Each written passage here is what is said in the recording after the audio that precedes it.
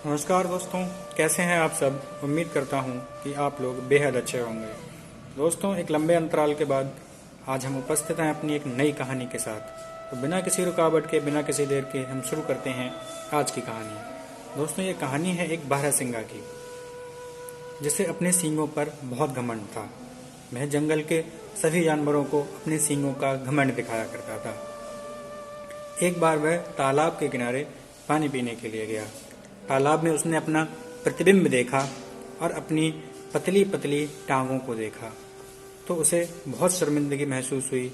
बहुत बुरा लगा कि मेरे सींग तो इतने सुंदर हैं, लेकिन मेरी टांगें कितनी पतली हैं।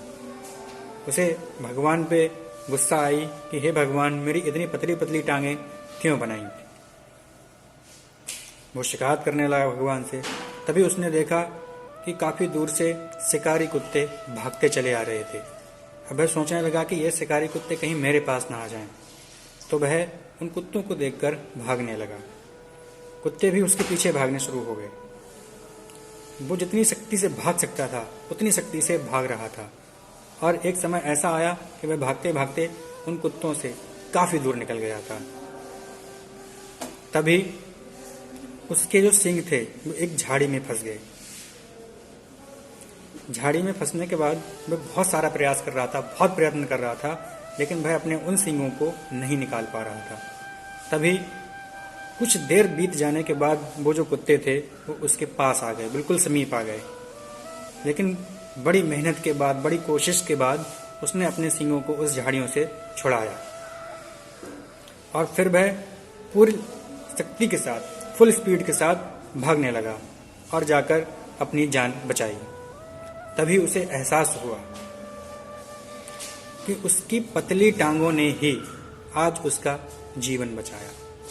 वह जीवन भर यही सोचता रहा कि उसके सींग ही सबसे अच्छी चीज है उसके शरीर में, लेकिन आज उनकी वजह से वह फंसने वाला था और उसकी जान भी जा सकती थी। दोस्तों, हमें इस कहानी से शिक्षा मिलती है कि कोई भी चीज महत्वपूर्ण तब होती है जब उसमें गुण हो। कोई भी चीज महत्वपूर्ण इसलिए नहीं होती कि वो दिखने में सुंदर है।